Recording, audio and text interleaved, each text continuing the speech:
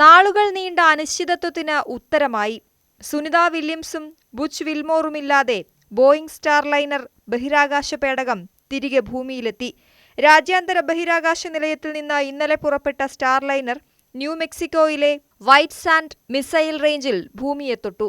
Indian സമയം ശനിയാഴ്ച പുലർച്ചെ 3 മണിയോടെയാണ് രാജ്യാന്തര ബഹിരാകാശ നിലയത്തിൽ നിന്ന് സ്റ്റാർലൈനർ മടങ്ങിയത്. സുനിത വില്യംസും ബുച്ച് വിൽമോറും അടുത്ത ഫെബ്രുവരിയിലെ ഭൂമിയിലേക്ക് മടങ്ങുമെന്നാണ് നാസയുടെ അറിയിപ്പ്. ഇലോൺ മസ്കിന്റെ സ്പേസ് എക്സിലായിരിക്കും ഇരുവരുടെയും മടക്കം. ഹീലിയം ചോർച്ചയും ത്രസ്റ്റർ തകരാറും കാരണം അപകട ഭീഷണിയിലായ സ്റ്റാർലൈനറിൽ സുനിത വില്യംസിനെയും വിൽമോറിനെയും മടക്കിക്കൊണ്ടുവരുന്നത് സുരക്ഷിതമല്ലെന്ന വിലയിരുത്തലിനെ തുടർന്നാണ് അവരെ കൂട്ടാതെ സ്റ്റാർലൈൻ മടങ്ങിയത്.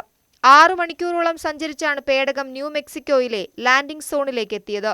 ഇന്ന് രാവിലെ 9:37 പേടകം ലാൻഡ് ചെയ്തത്.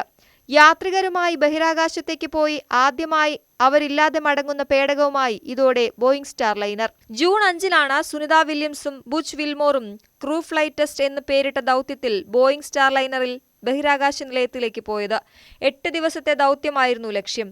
എന്നാൽ സഞ്ചാരത്തിന്റെ ആദ്യ 24 മണിക്കൂറിനുള്ളിൽ തന്നെ പേടകത്തിന്റെ പ്രൊപ്പൽഷൻ സംവിധാനത്തിൽ തകരാറുകൾ കണ്ടെത്തി. പേടകത്തിന്റെ ദിശ മാറ്റാൻ സഹായിക്കുന്ന ചെറിയ റോക്കറ്റുകളായ ത്രസ്റ്ററുകൾ 28 എണ്ണമാണ് പേടകത്തിലുണ്ടായിരുന്നത്. ഇതിൽ 5 എണ്ണം തകരാറിലായിരുന്നു. ഇതാണ് ഹീലിയത്തിന്റെ ചോർച്ചയിലേക്ക് നയിച്ചത്. സമീപകാല ബഹിരാകാശ ദൗത്യങ്ങളുടെ ചരിത്രത്തിൽ ഏറ്റവും കൂടുതൽ പ്രശ്നങ്ങൾ നേരിട്ട ദൗത്യമായിരുന്നു ഇത്. ക്രൂ ഫ്ലൈറ്റ് ടെസ്റ്റ് എന്ന ഈ ദൗത്യം നാസയും സ്വകാര്യ കമ്പനിയായ ബോയിങ്ങും സഹകരിച്ചുള്ള കന്നി ബഹിരാകാശ യാത്രയായിരുന്നു. തകരാർ കണ്ടതിനെ തുടർന്ന് സുനിത വില്യംസിന്റെയും ബുച്ച് വിൽമോറിന്റെയും യാത്ര സ്റ്റാർലൈനറിൽ വേണ്ടെന്ന് നാസ തീരുമാനിച്ചു. അങ്ങനെയാണ് അടുത്ത ഫെബ്രുവരിയിൽ സ്പേസ് എക്സിൽ ഇരുവരും മടങ്ങുമെന്ന് തീരുമാനിച്ചത്. യാത്രികരില്ലാതെയാണ് മടക്കമെങ്കിലും സ്റ്റാർലൈനർ സുരക്ഷിതമായി ഭൂമിയിലെത്തുമോ എന്ന കാര്യത്തിൽ പോലും ആശങ്കയുണ്ടായിരുന്നു.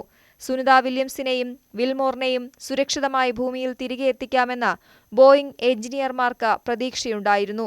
എന്നാൽ റിസ്ക് എടുക്കാൻ നാസ തയ്യാറായില്ല. സെപ്റ്റംബർ 24 സ്പേസ് എക്സ് ബഹിരാകാശ നിലയത്തിലേക്ക് പോവുക. 4 പേർക്ക് പോകാവുന്ന ബഹിരാകാശ വാഹനമാണെങ്കിലും സുനിത വില്യംസിനെയും വിൽമോറിനെയും തിരികെ കൊണ്ടുവരേണ്ടതിനാൽ 2 പേരുമായിരിക്കും ഭൂമിയിൽ നിന്ന് പോവുക. Crew 9 commander Nick Hague, Russian ബഹിരാകാശ യാത്രികൻ അലക്സാണ്ടർ ഗോർബുനോവ് എന്നിവരായിരിക്കും പേടകത്തിൽ ഉണ്ടാവുക. 6 മാസത്തേക്കായിരിക്കും ഇവരുടെ ദൗത്യം. ഫെബ്രുവരി അവസാന വാരത്തിൽ സുനിത വില്യംസിനെയും വിൽമോറിനെയും കൂട്ടി മടങ്ങിയെത്തും.